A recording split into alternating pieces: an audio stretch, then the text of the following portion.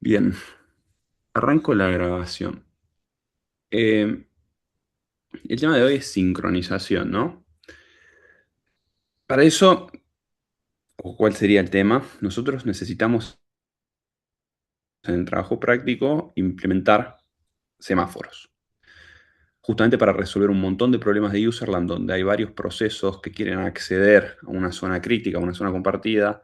Entonces, para eso necesitamos lo que en el TP1 ustedes utilizaron como un semáforo, pero ahora tenemos que ir del otro lado del mostrador e implementarlo.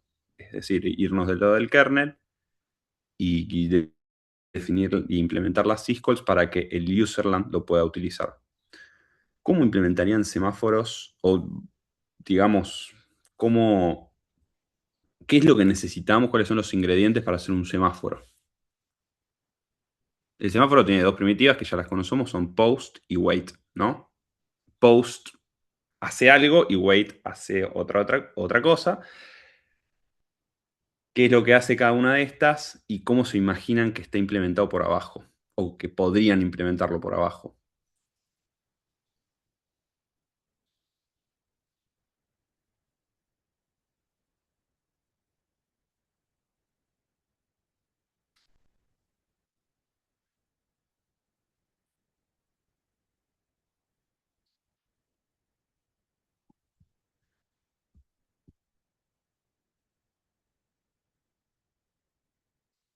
Un semáforo debería tener. A ver, Facundo. Bien, me gusta la idea. Vamos con un solo semáforo. Después vemos cómo lo extrapolamos y hacemos varios semáforos. ¿Cómo haríamos un semáforo? Vos decís hacer wait en un semáforo en cero. Bueno, ese cero quiere decir que en algún lado de la estructura vamos a tener un contador, ¿no? Que cuenta la cantidad de veces que se le hizo post al semáforo o el valor de inicialización. O sea, hay una variable ahí que va contemplando las cuentas, ¿no? Y wait, entonces, tiene dos comportamientos posibles, ¿no, Facundo? ¿Cuáles serían los dos comportamientos posibles de wait? Porque vos decís, bloquea los procesos que intenten hacer wait en un semáforo en cero. ¿Y qué pasa si el semáforo no está en cero? Perfecto. Va a decrementar esa variable que va a estar almacenada en algún lado. Y si, bueno, solamente si la variable es cero, ese proceso se va a quedar bloqueado. ¿Cómo mantendrías una referencia o cómo administrarías los procesos que están bloqueados por un semáforo en el trabajo práctico número 2? ¿Alguna idea?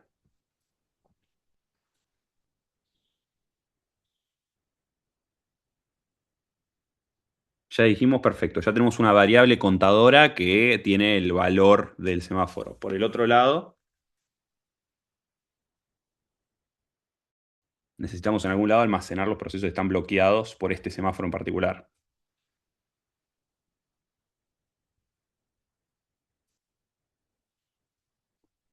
¿Qué podríamos hacer en el TP2 para tener esto?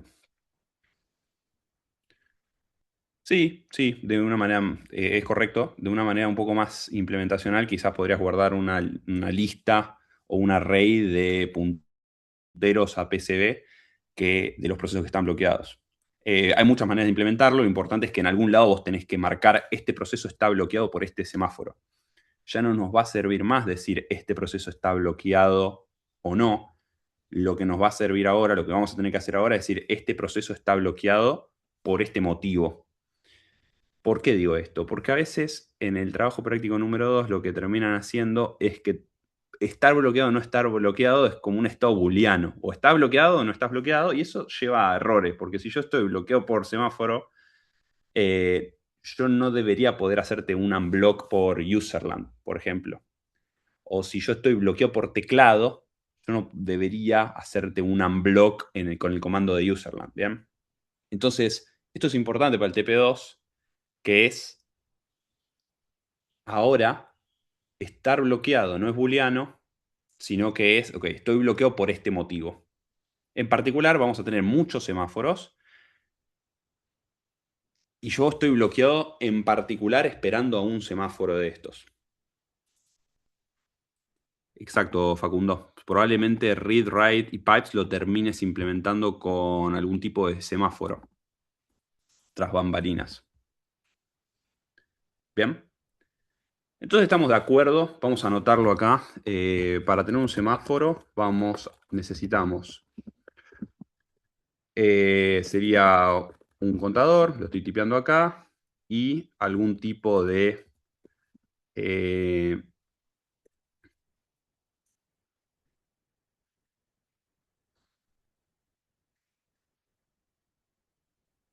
colección que nos diga, ok, todos estos procesos están bloqueados por este semáforo. Lo hago así bastante abstracto, les doy la libertad de que lo implementen como quieran. Podría ser un array de pits o podría ser un array de punteros a PCB o cualquier otro mecanismo que tengan para implementarlo. Ahora, la pregunta que les hago es, ¿cómo funciona la implementación de wait y de post?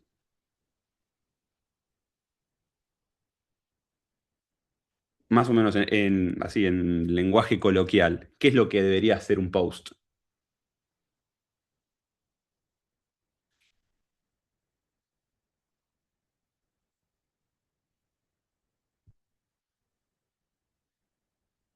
Bien, incrementar o desbloquear alguno, ¿no? O sea, ¿cómo sería el comportamiento de post? Post primero se va a fijar si hay algún proceso que está bloqueado por este semáforo. En caso de que así sea, lo va a desbloquear. Ahora, si no hay ningún proceso que está bloqueado por este semáforo, va a incrementar la variable. Bien. Y ahora les hago una contrapregunta.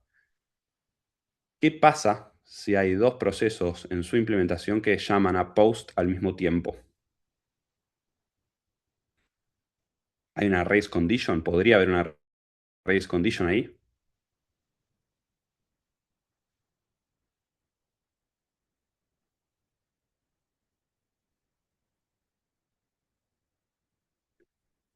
Porque fíjense que tanto la implementación de post como la implementación de wait están consultando el valor de la variable para luego decidir tomar una acción, ¿no? O incrementar la variable o desbloquear un proceso en el caso de post, o bloquear el proceso o decrementar la variable eh, en caso de wait. Entonces ahí tenemos un problema, que es que tenemos una zona crítica en el propio semáforo. Entonces ahora entramos en un problema del huevo y la gallina, ¿no? Porque uno diría, pero no entiendo, necesito un semáforo para implementar un semáforo. Porque ahora, dentro de la implementación del semáforo mismo, hay una zona crítica para la cual me vendría genial tener un semáforo, pero no lo tengo porque lo estoy a punto de implementar.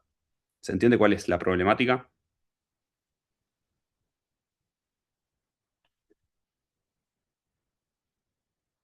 Entonces, ¿cómo lo vamos a resolver? Necesitamos una primitiva de sincronización, un poco más primitiva, valga la redundancia, que no sea un semáforo en sí, sino que sea algún mecanismo, algún algoritmo o cualquier cosa posible dentro de nuestro alcance para garantizar exclusión mutua. Puede ser algo más primitivo que el semáforo en sí. En este caso lo que necesitamos es un lock. Algo que nos diga, ok, por un momento yo voy a ser el único proceso que tiene acceso a la zona crítica y mientras yo tenga este lock adquirido, yo puedo hacer lo que quiera. Y después devuelvo el lock. Así que ahora voy a compartir pantalla y vamos a discutir diferentes problemas o diferentes implementaciones de cómo implementar este lock. ¿Bien? Que no es un semáforo, porque el lock va a tener solamente dos funciones o dos estados, adquirido o no adquirido. No va a tener un contador, no va a tener nada de esto. Un lock en específico va a decir, ok, yo tengo este lock, tengo la llave para acceder a la zona crítica, accedo a la zona crítica, hago todo lo que tengo que hacer y después devuelvo la llave para que otro proceso la use si lo necesita. Bien, vamos a compartir pantalla.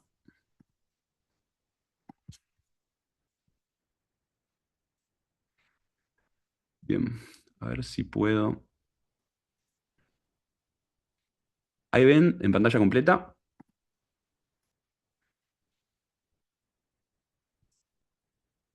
Listo, perfecto. Si vengo acá, ahí también ven en pantalla completa, ¿no? Así estoy mirando los comentarios del chat.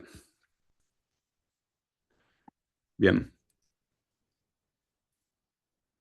Eso es un pequeño repaso, race condition y critical region. Yo creo que estamos todos en condiciones ya de saltear esta filmina.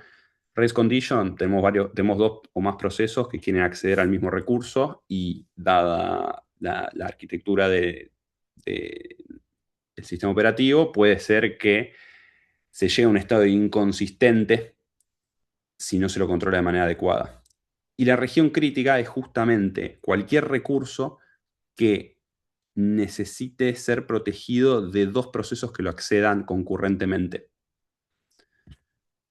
Entonces, vamos a hablar un poco de las condiciones necesarias. ¿Va?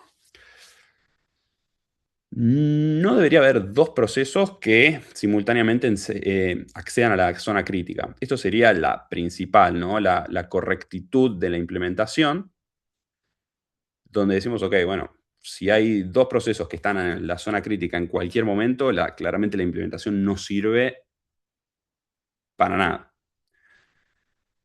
No podemos hacer asunciones sobre la velocidad o el número de CPUs. Vamos a ver que hay un par de soluciones donde asumimos que hay un único core, una buena solución no debería depender de la cantidad de CPUs que haya. Nosotros solo estamos corriendo en una, en el TP, pero de todas maneras una buena solución debería ser agnóstica a la cantidad de CPUs.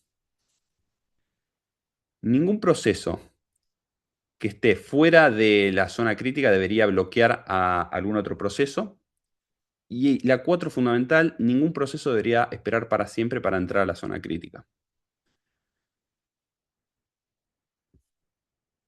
Quiero que hagamos un repaso de todo lo que hablamos hasta ahora, que es, empezamos con el objetivo de la clase, que es tener una implementación de semáforos válida.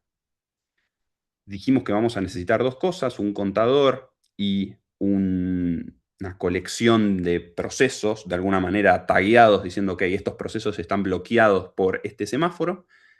Pero para poder acceder a esas variables vamos a tener que acceder a la zona crítica del semáforo en sí. Para eso necesitamos la implementación de un lock. Bien. La API o el contrato es bastante sencillo. Es enter region y leave region. Fíjense que es bastante sencillo y lo único que necesitamos es llamar a enter region cuando queremos modificar la variable interna del semáforo y una vez que terminamos podemos salir de la región. ¿Se entiende más o menos cómo estructuramos el problema? ¿Cómo vamos de semáforo a estas dos primitivas que son mucho más simples que un semáforo en sí?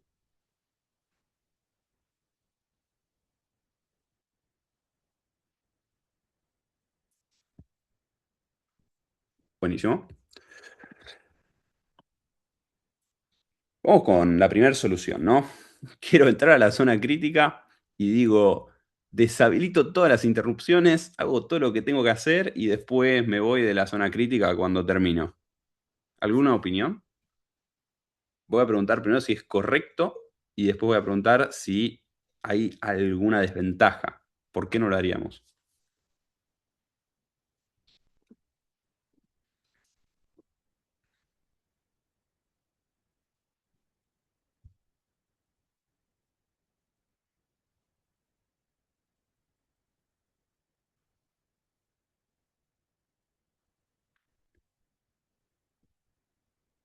Principalmente, esto tiene un impacto en la latencia del sistema en el sentido de que todas las interrupciones de hardware, todas las interrupciones van a estar deshabilitadas realmente hasta que este proceso salga de la región crítica.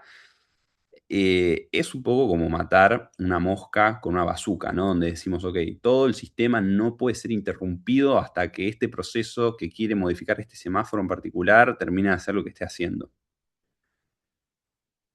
No solo eso, sino que em, no sé si los perdés. Creo que los encolás, pero afectás la latencia del sistema, o sea, el tiempo que tardás en procesarlos, ¿no?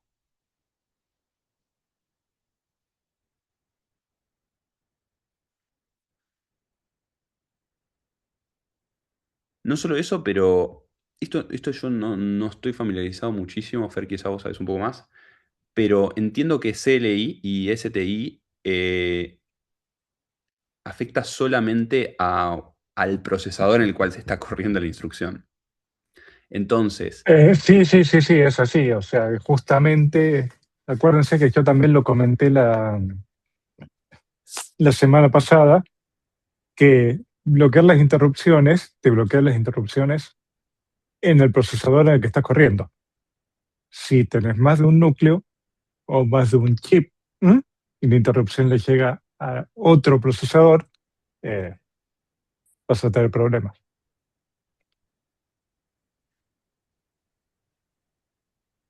Bien, Y si justo te está manipulando las mismas estructuras de datos que vos tenés, vas a terminar con alguna estructura de datos corrupta. Creo que yo la comenté con lo de la interrupción del timer, de que, cuando vos estabas manipulando o estabas ejecutando una syscall que tenías que.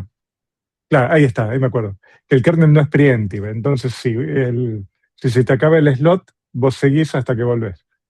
Y que por eso también había que deshabilitar las interrupciones del timer en todos los procesadores hasta que vas a terminar. ¿Mm? espectacular. Gracias, Fer, por salir a aclarar. Por nada. Justamente Facundo te lo resuelve, pero eh, es un poco, es como decía, es matar una mosca con una bazuca. Además de que no es correcto porque en un sistema multiprocesador se rompe. Tiene sentido que porque un proceso quiera entrar a modificar una variable del semáforo, todo el sistema operativo no pueda recibir interrupciones.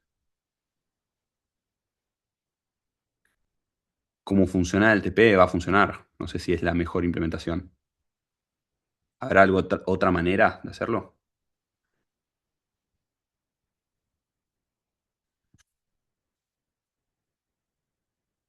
Y ahora lo vamos a ver. No es por el scheduler, pero bueno, si esperas un par de filminas más, vamos a llegar a la conclusión. Vamos con esta solución. Hace una espera activa. Bien, dice, bueno, hay una variable que se llama lock. Yo quiero acceder a ese lock. Voy a esperar hasta que el lock no lo tenga nadie. Y una vez que no tenga nadie, lo voy a pedir yo. Y después, cuando termino de hacer todo lo que tengo que hacer, lo libero y lo marco en cero. ¿Qué opinan de esta implementación?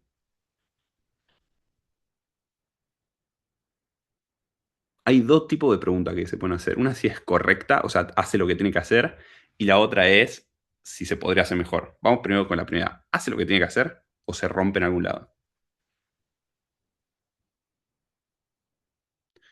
Bueno, ¿te animás a escribirlo, Facundo, el assembler? ¿O lo escribo yo rápidamente?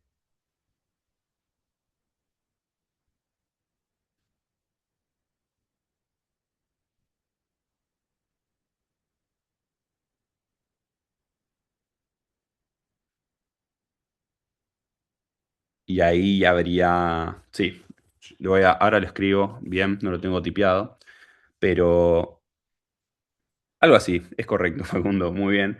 El problema es que vamos a escribirlo muy rápidamente, todo junto. A ver, vamos a hacer. eh, a ver si puedo tipearlo acá directamente.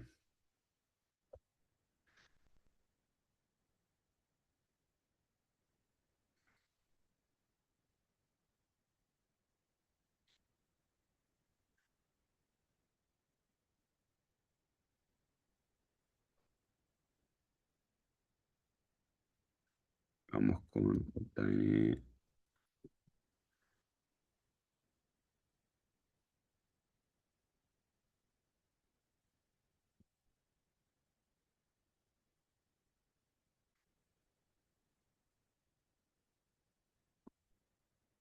Bien, a ver si me deja escribirlo así. No, a ver, me lo formateó todo. Vamos a hacer así. Vamos a venir acá, vamos a salir a la pantalla completa. Vamos a escribirlo acá. Move a X, wait.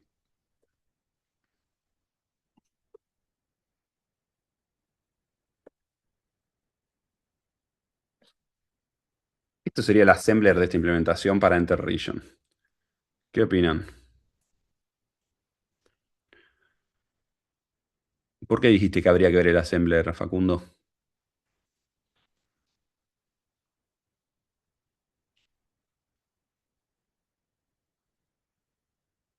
¿Dónde hay race condition?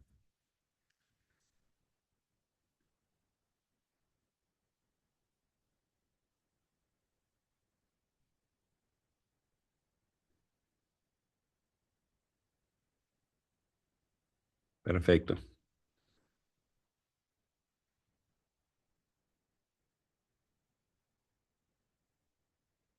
Perfecto. Es tal cual como decís, Facundo. Vamos a hacerla a recapitular. Acá no hay ningún tipo de protección. Entonces, estos pasos no son atómicos, no corren todos juntos. Entonces, un proceso podría ser interrumpido justo después de que corrió esta instrucción de acá. Entonces, adquiere el lock, porque en realidad lo que estás haciendo es, acá ya te estás trayendo el lock, y justo ahí el proceso sería interrumpido. Y vamos a otro proceso que corre esto también. Entonces, tenemos dos procesos que corrieron la primera instrucción. Entonces, ambos procesos tienen una copia del lock. Entonces, ambos procesos pueden entrar a la zona crítica. Es un error, porque quiere decir que ahora tenemos dos procesos que pueden entrar a la zona crítica porque ambos tienen lock. Después cada uno va a hacer lock igual a 0 y lo va a liberar, pero justamente nos rompe la implementación. No es una implementación correcta. ¿Ven por qué?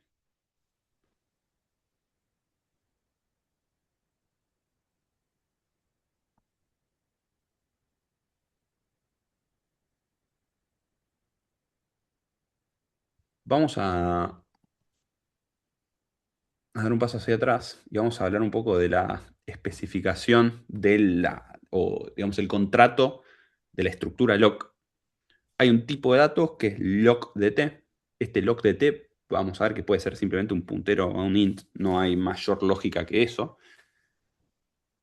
Pero tiene dos primitivas, acquire y release. Dado un lock, lo puedo adquirir y una vez que termine de usarlo, lo libero.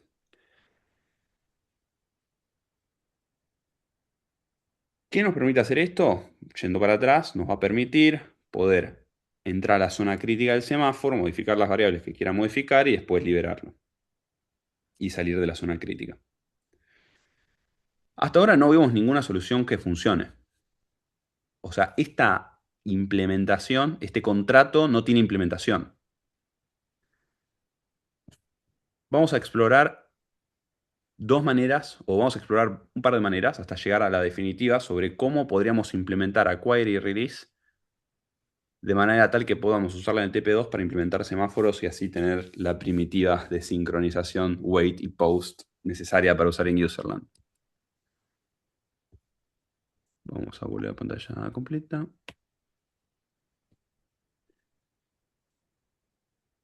Bien. Vamos a hablar de esta solución. Alternación estricta. Haciendo la lectura coloquial de lo que está ocurriendo acá, cada proceso cuando quiere entra a la región crítica, cuando termina se la cede al otro. ¿Ven alguna desventaja acá? Es como un ping-pong, donde un proceso dice, ok, ya hice todo lo que tengo que hacer, te paso la pelota a vos. El otro proceso hace lo que tiene que hacer, le pasa la pelota a él.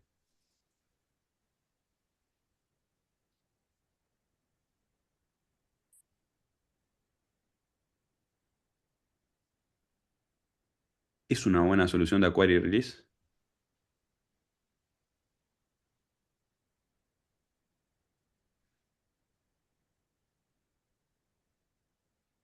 Solo permite dos, eso es válido, te lo tomo. ¿Qué más? Cumple, ponele que hay solo dos procesos. ¿Cumple la exclusión mutua? O sea, ¿es correcta la implementación más allá de las limitaciones que tenga?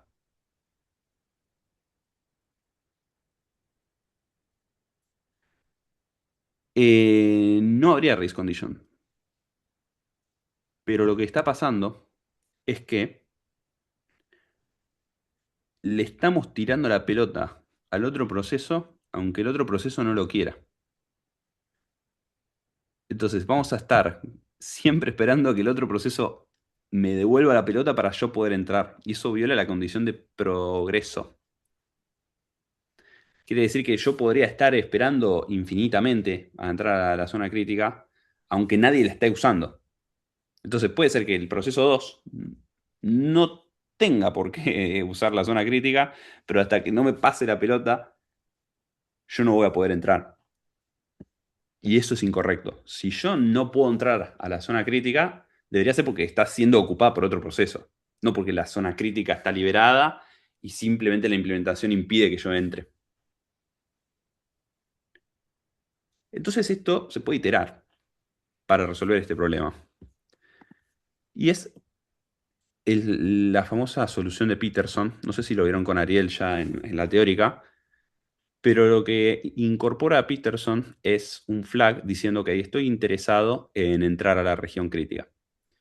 Entonces, nosotros vamos a pasar, o vamos a decir lo siguiente. Vamos a dejar de entrar a la zona crítica y pasar la pelota solamente si el otro proceso está interesado. Si el otro proceso no está interesado en entrar a la zona crítica, yo puedo entrar. Es ese while turn igual a process, interested other igual a true. Esto nos permite tener una implementación correcta de punta a punta. Funciona perfectamente. Solamente sirve para dos procesos. Eso es un problema. Pero, más allá de eso, funciona. Bien. ¿Hasta acá se entiende todo? Una pregunta.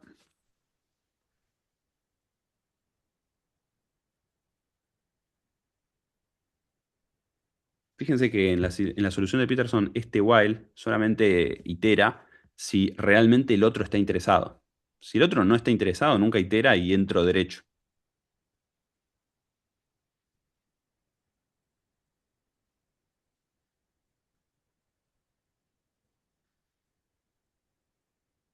Les voy a hacer una pregunta antes de pasar a lo siguiente. Todas estas implementaciones dependen de una espera activa, ¿no? O sea, yo estoy haciendo ese while, vamos por ejemplo acá con el caso anterior.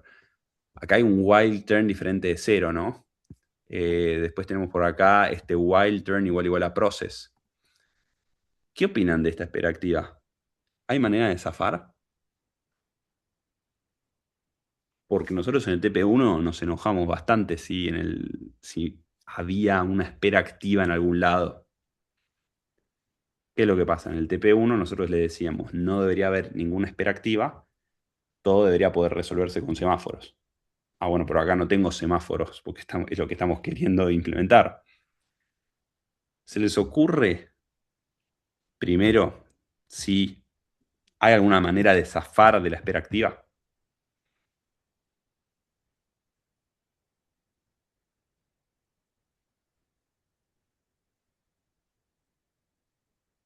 Y si no hay manera de zafar de la espera activa,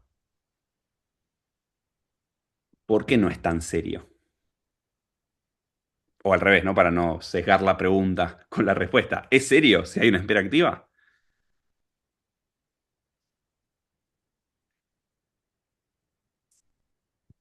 Voy a volver un par de filminas, algo que salté a propósito, que es la definición de spin lock.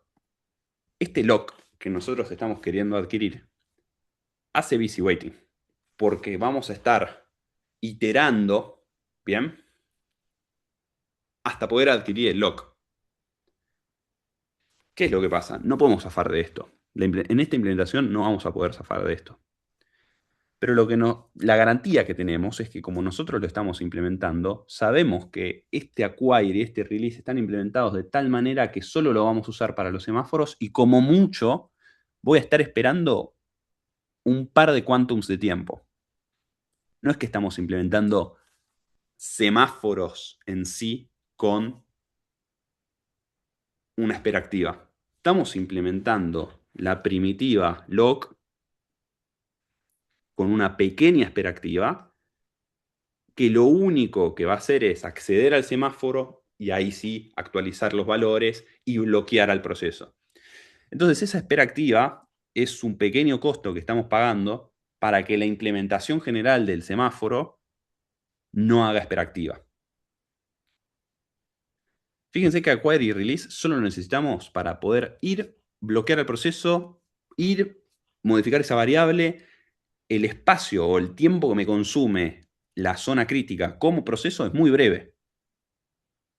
Entonces el tiempo total en el que un proceso puede estar esperando a adquirir el lock es también muy breve. Un par de quantums de tiempo, lo sumo. Pagamos de costo un par de quantums de tiempo que por ahí nos lleva a tener esta query y este release, y a cambio tenemos una implementación robusta de semáforos que yo puedo estar bloqueado, puedo esperar segundos, minutos u horas hasta que ese semáforo me libere. ¿Tiene sentido?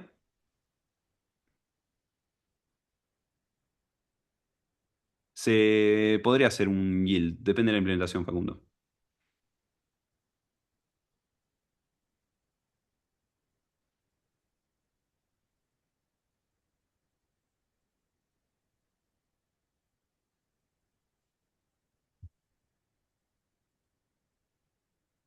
Bueno, un poco lo que quiero es que se lleven esta idea de, ok, un pequeño costo de espera activa para implementar una estructura de datos mucho más potente que me permite no hacer espera activa para casos de usos mayores. Este spin lock se usa en escenarios súper controlados, que es justamente solamente para la implementación de semáforos. Particularmente me gusta mucho esto porque es un poco de bootstrapping de la estructura de datos semáforos, ¿no? O sea, rompemos el problema del huevo y la gallina con una pequeña espera activa que después nos permite implementar una estructura de datos mucho más potente. Así que bueno, esa es la conclusión. El costo de romper el problema del huevo y la gallina es una pequeña espera activa.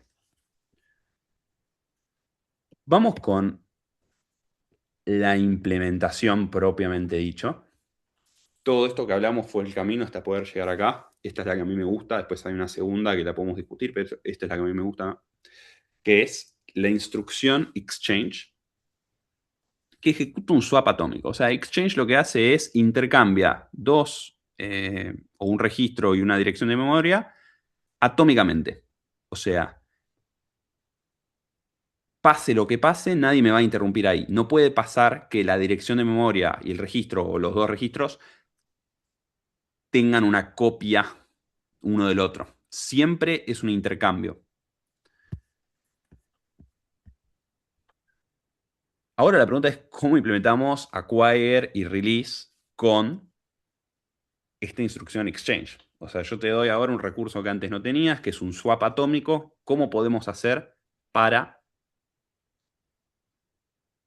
tener acquire correcto? Vamos a masticar un poco la implementación de Enter Region. El primer paso, vamos a resaltarlo. El primer paso es setear en el registro el literal 1. Bien, encendemos un flag y decimos, bueno, en el register EAX o lo que sea, tengo el número 1, literalmente el número 1. Bien. Y después vamos a hacer un swap entre el lock y el número 1. Entonces pueden pasar dos cosas acá. Acá hay dos casos. Lock podría tener el número 1 o podría tener el número 0. Si lock tenía el número 1, este paso es idempotente, no hace nada. Bien, porque register ya estaba en 1. En cambio, si lock estaba en 0, lo que hace exchange es que ahora register esté en 0 y lock esté en 1. El siguiente paso es chequear, bueno, register, ¿pudiste adquirir un 0 de lock? Si la respuesta es sí, si adquiriste realmente este 0 que estaba dentro de lock, entraste a la zona crítica. Felicitaciones y salís del bucle. Hay algo, una interpretación de esto que es muy, a mí me sirve para entenderlo, la primera vez que lo vi no entendía bien cómo funcionaba, que es, no se generan ceros nuevos. ¿Qué quiere decir esto? Si la implementación es correcta, siempre hay un único cero que se está moviendo de un lugar al otro y el cero es la llave para poder entrar a la zona crítica. Fíjense, cuando un proceso tiene el cero, lo tiene, entonces lo que va a pasar es que el lock va a tener un 1.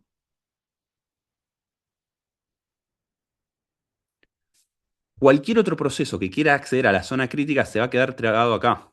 Porque va a ser, ok, exchange de register con lock. Register ya es 1, lock es 1. Y acá esto siempre va a dar falso y va a volver a iterar.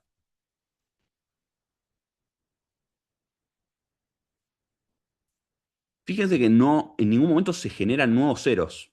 El lock arranca en cero y cuando un proceso trata de entrar, lo adquiere, lo guarda en register y si register logra adquirir ese único cero que estaba dando vueltas, puede entrar a la región crítica. Una vez que termina, lo devuelve. Este mov lock 0 no genera un cero nuevo, sino que devuelve el cero que ya está adquirido. ¿Lo ven? Sí, igual sigue siendo espera activa, ¿no? Sigue siendo espera activa, pero es lo que hablamos antes. Es el pequeño costo que pago para tener un spin lock, para tener semáforos. Claro, La perfecto. Más espera por eso activa se es... llama spin lock. Por eso mismo se llama spin lock, porque se queda dando vueltas hasta que. ¿Mm? Claro.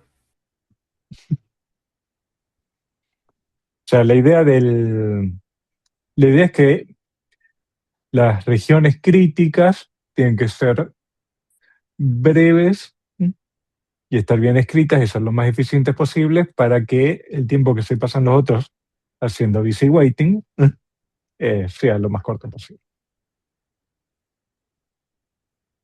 como dijo Gonza hace un rato.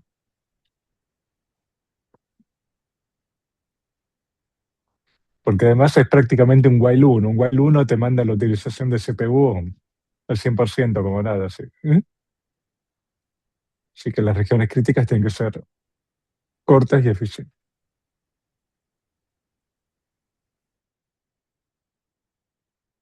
Bien. ¿Se entendió? Esto quizás lleva un ratito de tiempo de masticarlo para llegar a entenderlo. Yo lo pienso siempre como, bueno, hay una papa caliente que se van pasando entre sí. El proceso lo agarra y cuando termina de usarla la deja y se la van pasando. Pero es siempre el mismo cero que cuando uno tiene es literalmente una llave que me permite entrar a la región crítica. Claro, y esto te lo garantiza porque, o sea, si cambia otro proceso, se hace el context switch y el registro se guarda. Claro, Sí. Ah, Además, no perfecto. puede cambiar otro proceso porque el kernel es non-preemptive. Acordate lo que dijimos hace un rato. Estás en el medio de una cyclo call, no te pueden interrumpir. Pero entonces, si el kernel entero es non-preemptive, entonces directamente puedes implementar el semáforo sin problemas, ¿o no? Es que el kernel claro. es, el kernel es non-preemptive, pero vos acordate que todo lo que estamos poniendo para exclusión mutua, o sea, después cuando vos lo escalás a varios procesadores, si no tomaste las precauciones ahora, después no anda. ¿Sí? Y el kernel se puede ejecutar en múltiples procesadores. No hay problema con eso. Si tomas los recaudos, se puede. Acá va a correr con un solo procesador, pero el tema es hacerlo, porque de todos modos hay que implementar semáforos. ¿Sí? Es parte de lo que se pide en Claro. TP. La implementación de semáforo hay que hacerla bien de una, porque si no, después tenés problemas. Porque el spin lock es la unidad fundamental sobre la que se arman todas las primitivas de sincronización. Si tenés mal armados los spin locks, nada de lo que vos le pongas encima va a funcionar bien. ¿Mm? Un poco lo Claro, que decís, perfecto. Facundo, es verdad, que es que en la implementación de este TP vos ya encapsulás las syscalls en CLI y STI, Mm. ¿no? Entonces, tenés razón en el sentido de que no es necesario y las syscalls y la el acceso a la zona crítica te va a andar igual, pero también es de modo pedagógico, nosotros les pedimos que implementen esto. Así que buen catch, pero igual tiene que estar implementado. Claro, perfecto. Creo que en nuestro TP, la syscall de write, habilitábamos las interrupciones dentro del kernel para hacer como la escritura ahí adentro del kernel. Eso estaría mal, ¿no? O sea, lo tendríamos que reescribir para que sea non-preemptive. Lo podemos ver si querés preguntar en el foro, pero en principio Hay que, cosas. sí, hay que ver cómo lo armaste, justamente. Dale, perfecto. O sea, porque es un principio básico que vos salís de una syscall o porque la terminaste o porque bloqueaste, no porque te sacan. Claro, perfecto. ¿Eh? El scheduler no te puede sacar si estás en el medio de una syscall. Eso es básico. ¿Y eso por qué se hace si ya con estas cosas de sincronización no se podría hacer el kernel preemptive? O sea, ¿qué es lo que puede llegar a fallar si el kernel es preemptive? Eh, Te genera bastante complicación y ganás relativamente poco, ¿sí? Al menos adentro de una syscall. En otras cosas puede pasar. Hoy en día el approach es más o menos es híbrido. Vos tenés como si fuesen procesos que son kernel threads que corren para tareas periódicas de housekeeping. Si vos haces en Linux un PS y ves procesos que el nombre del proceso está entre corchetes, son ese tipo de cosas. Y eso sí te puede interrumpir y dejar que corra otro. Pero una syscall, la complejidad de meterle toda la sincronización adicional para que no tengas ningún problema, porque te pueden interrumpir, eh, el overhead de hacer eso es más grande que lo que ganás por dejar que lo interrumpan Claro, y y se además apriegue. para ¿Eh? cosas de acceso a dispositivos necesitas atomicidad, ¿no? O que sea preemptive. También, No preemptive. claro, sí. En syscall que requiere. Es que además si vos tenés acceso a dispositivo, en general el acceso a dispositivo es lento y bloqueas, te vas a dormir y te despiertan cuando está. ¿Sí? Si Claro, vos pero esa estás teniendo algo. llamada tiene que ser atómica.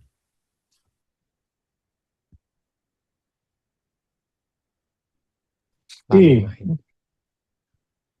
sí, no tanto atómica, porque en realidad está compuesta de varias cositas, pero sí, vos tenés garantizado que la syscall cuando vuelve, vuelve o porque terminó o porque tuvo un error. Claro, perfecto. Después busco, tengo en un libro de arquitectura de kernel que tengo, está explicado por qué es así. Después la busco y te paso la respuesta. Dale, gracias. Sí, mandame un mail por las dudas para hacerme acordar, pero te lo paso. Dale, gracias, Fer. Por nada. Bien. Para cerrar, esta es otra posible instrucción que pueden usar, que es test and set lock, TSL. ¿Cómo se mastica? Muy similar. Lo que estaba en lock lo guardo en RX y en lock pongo un 1. Entonces ahora lo que va a pasar es que tenés dos casos, ¿no? Donde lock ya era 1 cuando corriste TSL y donde lock era 0 cuando corriste TSL. Tenés esos dos casos. Si lock ya era 1, fíjate que esta operación es idempotente porque lock ya era 1, no hiciste nada, y en register te quedó un 1, porque en lock había un 1. Esto te da falso, entonces itera.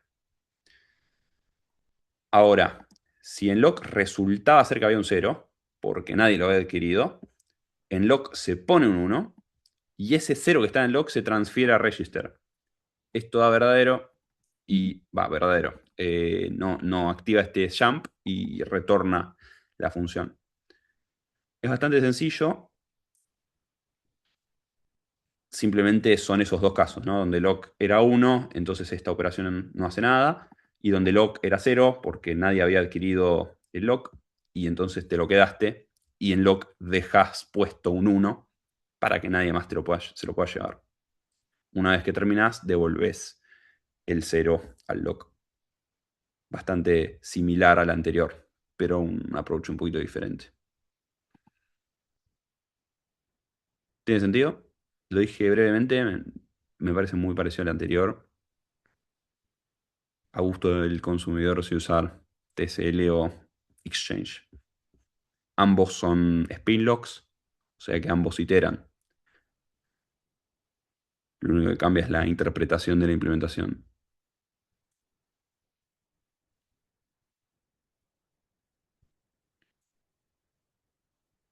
Bueno, eso es todo para sincronización. Nada más para decir en términos de contenido, lo que podremos hacer es un refresco punta a punta de todo lo que hablamos. Tenemos que implementar, el objetivo de la clase es implementar semáforos. Necesitamos semáforos para el TP2. Discutimos la estructura del semáforo. La estructura del semáforo es una variable contadora y en algún lado tener almacenados los procesos que están bloqueados por este semáforo.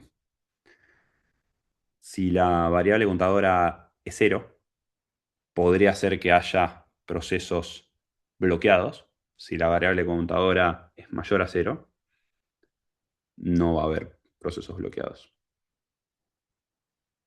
Hay varios casos borde ahí que van a tener que mirar. Por ejemplo, bueno, ¿qué pasa si hago un post y la variable contadora era positiva, era no 0? Bueno, entonces ahí yo ya sé que no hay ningún proceso bloqueado, simplemente la incremento. ¿Qué pasa si hago un post y la variable contadora era 0? Ahí podría ser que haya un proceso bloqueado, entonces tengo que ir a desbloquearlo. Les hago una pregunta.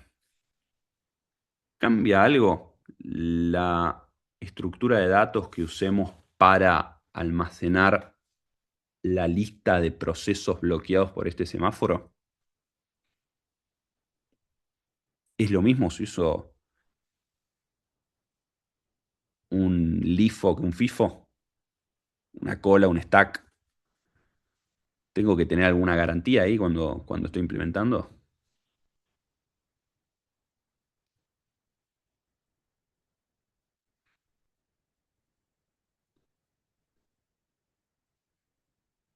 Recuerden que todos los procesos tienen que eventualmente ser desbloqueados. Hay una implementación, hay ciertas estructuras de datos donde puede pasar que un proceso se bloquee esperando un semáforo y que nunca, ante suficientes posts, sea liberado. Así que tengan cuidado con eso. Se los dejo En abierto. los ejercicios de sincro no, se decía que no había garantía de FIFO o de algún Acá, orden. acá ustedes lo van a necesitar Ok. porque imagínate que lo hacen con un LIFO. ¿Bien? Lo que podría Ok. pasar es que yo me bloqueo esperando el semáforo y después hay dos procesos que hacen ping pong, ping pong, ping pong. Entonces ese proceso que te quedó como en el fondo del stack nunca realmente accede, nunca le das la posibilidad de entrar a la zona crítica o de adquirir el semáforo. Entonces generaste inanición y el proceso ahí se quedó para siempre en el fondo del stack. Claro, pero para eso en los ejercicios de sincro habían formas de evitar la inanición, ¿no? Eh, no sé a cuál te referís, pero No, en acá general, como te yo decían, eso creo de que que no hay no manera. garantizaba. Yo creo que no hay manera y depende de tu implementación. O sea, vos Claro. en la implementación necesitas garantizar que si un proceso hace wait, eventualmente entras.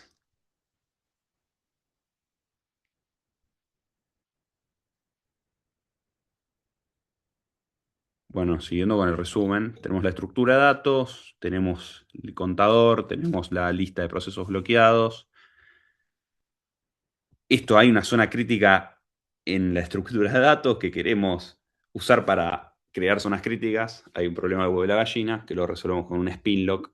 Ese spin lock hace una pequeña espera activa, pero nos garantiza que un solo proceso a la vez puede entrar a modificar esa variable contadora y esa lista de procesos bloqueados. Pagamos un pequeño precio, que es una pequeña espera activa, y eso nos permite hacer una estructura de datos más potente que permita a los procesos estar bloqueados sin consumir el CPU por más tiempo.